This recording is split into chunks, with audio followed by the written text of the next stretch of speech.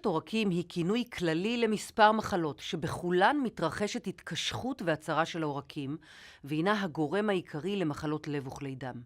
מדובר במחלה שניתן למנוע אותה על ידי איזון גורמי הסיכון האחראים להיווצרותה. על אפשרויות הטיפול והמניעה של טרשת עורקים בסרטון הבא. הטיפול הטוב ביותר בטרשת עורקים הוא בעצם למנוע את התפתחות המחלה.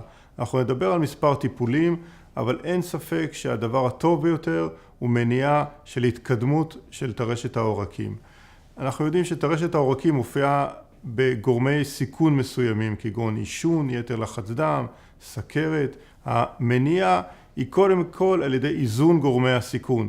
למשל, הפסקת עישון, למשל איזון הסכרת, שמירה על רמות סוכר טובות בדם, למשל איזון של יתר לחץ הדם, איזון וטיפול בשומני הדם, פעילות גופנית, ירידה במשקל, אורח חיים בריא. כל אלה מונעים את התפתחות הטרשת העורקים, לכן המניעה היא הטיפול הטוב ביותר.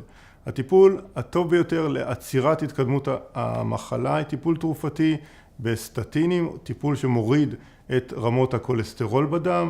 התחום הזה עובר מהפך, יש לנו תרופות חדשות שיוצאות מדי זמן להוריד ולאזן את רמת השומנים בדם. טיפול בשומני הדם, טיפול בכולסטרול, הוא טיפול חשוב במניעת היווצרות ועצירת התקדמות טרשת העורקים. טיפול נוסף שאנחנו נותנים לחולים הוא בדרך כלל טיפול שנוגד קרישה.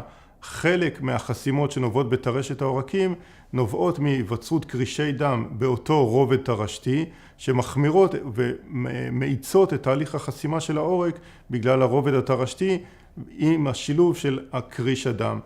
טיפול נוסף המונע את התקדמות המחלה היא בעצם פעילות גופנית. פעילות גופנית שומרת על העורקים, על טרשת העורקים מהתקדמות ומהחמרה עד כדי יצרויות קשות וחסימות בעורקי הרגליים, עורקי הלב והעורקים המובילים דם למוח.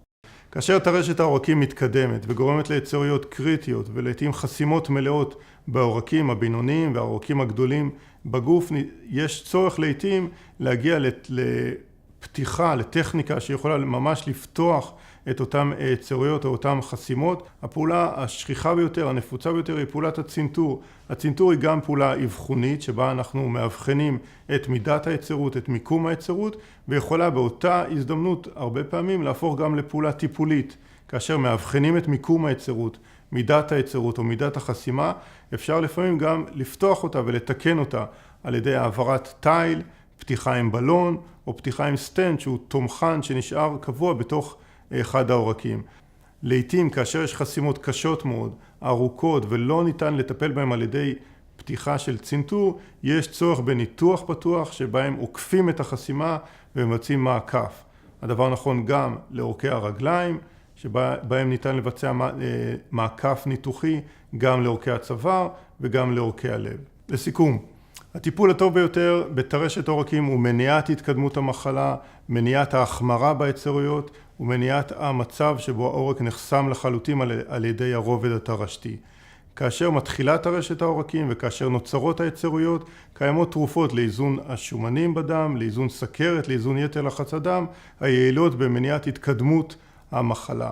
טיפול בדילול הדם מונע את היווצרות קרישי הדם וגם הוא תורם לירידה בהתקדמות המחלה ובהופעות חסימות מלאות. כאשר קיימות כבר יצרויות קשות, קיימות חסימות בעורקים הנובעים מטרשת העורקים, הטיפול הצנתורי, הטיפול הפולשני המינימלי, הזעיר פולשני על ידי צנתור, מתקדם מאוד בשנים האחרונות. הטכנולוגיות הפכו את הטיפול הצנתורי למהפכני על ידי בלונים וסטנטים חדשים, ולכן ניתן לפתוח יצרויות ולטפל בחסימות שנובעות מטרשת העורקים על ידי פעולה יחסית פשוטה בצנתור.